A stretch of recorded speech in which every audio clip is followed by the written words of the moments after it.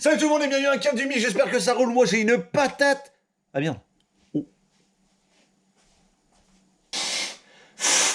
Aujourd'hui dans l'épisode 9 de la case de trop, je vous parle du comics Arline. On va parler d'une femme mon pote. Et quelle femme? Parce qu'on va parler du docteur Arline Frances Quinzel, puis communément appelée Harley Quinn. Alors si tu aimes la folie, le glam, Et la violence. t'as frappé à la bonne porte, c'est parti.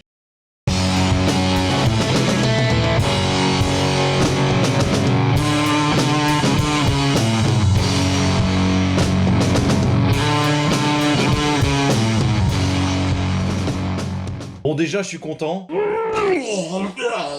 de faire des épisodes DC Comics sur du Black Label parce que j'adore la relecture sombre et adulte qu'elle propose. Et puis je connais pas très bien Harley Quinn qui a été créée par Paul Dini et Bruce Timm et du coup c'est une origin story donc c'est parfait. Mais qu'est-ce que propose ce comics? C'est scénarisé, dessiné et colorié par Stjepan Sejic. Vous n'imaginez même pas le nombre de prises que j'ai dû faire là pour dire Stjepan Sejic correctement. Et comme si ça ne suffisait pas, Monsieur Sejic, ce sera plus simple comme ça, a fait aussi la couverture qui est somptueuse. Non mais moi Monsieur Sejic je le connaissais pour sa série érotique Sunstone. Hein.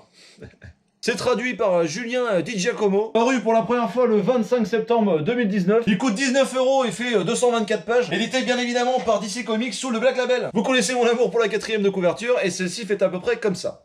Après des études mouvementées qui ont entamé sa confiance en elle, la jeune psychologue Harley Quinzel pense enfin avoir décroché le poste de ses rêves en étant embauchée à l'asile d'Arkham afin d'apporter son soutien et son expertise aux plus grands criminels de Gotham. Mais il est un être au sein de cet asile qui va à la fois faire chavirer son esprit et son cœur. Le Joker. Petit à petit, Arline va se laisser séduire puis sombrer dans un abîme de folie, perdant à tout jamais son innocence et ses illusions. Perdre à tout jamais son innocence et ses illusions.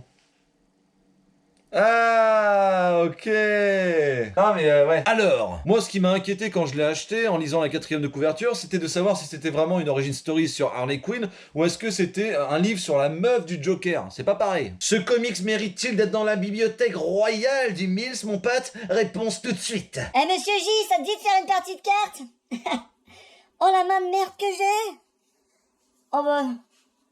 Bon bah les moins alors.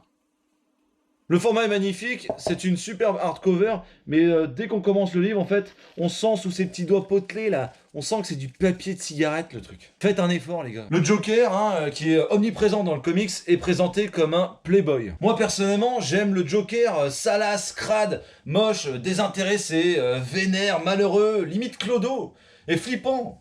Le mec qui aime regarder le monde brûler, quoi. Salut les enfants. Si vous voulez voir Harley Quinn en action et même de l'action tout court, achetez un autre comics. Ici, on parle de la transformation du docteur Arline en Harley. Point barre. Ce qui est dommage du coup. Certaines longueurs sont à déplorer dans le scénario. Les passages d'introspection dans son cerveau ou de cauchemar durant la nuit, en fait, bien que magnifiques, ne servent pas à grand chose dans le scénario. Mais bon, ça a le mérite d'exister. Allez dégage le pigeon, dégage. Envole-toi mon pote. Les plus mon pote. Le docteur Arline, de par son travail, a affaire à des psychopathes et c'est très intéressant d'écouter leur histoire qui est déballée comme ça, à la façon Mindhunter. Comment ça, tu connais pas Mindhunter? Bah c'est sur Netflix, c'est une super série. Fonce mon pote, fonce. Non mais disons que la tendresse c'est pas mon fort, docteur. Moi ce que j'aime c'est les armes blanches, le planter dans le monsieur. Puis j'écoute son cœur qui bat. Puis d'un coup il s'arrête. Alors il tombe par terre. Là le contrat il est fini, tout le monde est content. Mais moi j'ai une chose que je fais. Je prends mon flingue et je lui mets 2 petites orphelines dans le buffet. Comme ça c'est net et ça me va, vu tout le monde il est content, le contrat il est rempli. Le dessin est tout simplement incroyable, hein. À chaque page on en prend plein la trogne, c'est incroyable. Vraiment, sans mentir, j'ai rarement vu ça. Monsieur Sejic est juste un alien. Le scénario se tient, il est cohérent et respectueux de chaque personnage. L'histoire parallèle avec Harvey Dent est incroyable et très sombre. Je suis complètement tombé amoureux des bourreaux. Oui Mills, mais c'est qui les bourreaux?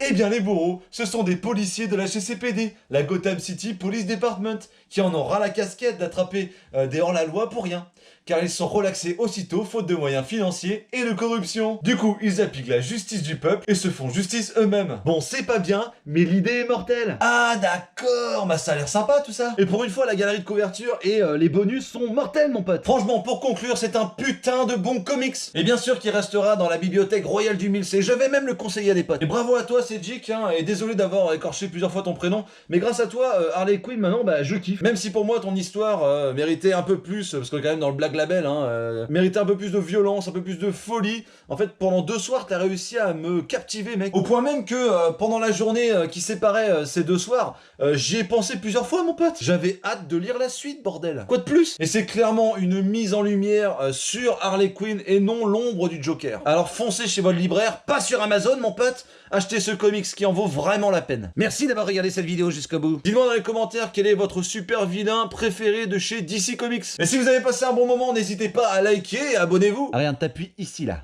Voilà. Putain, je suis vraiment une putaclic. Retrouvez-moi sur Twitter, la cave du Mills. Sur ce, prenez soin de vous et à très bientôt dans la cave.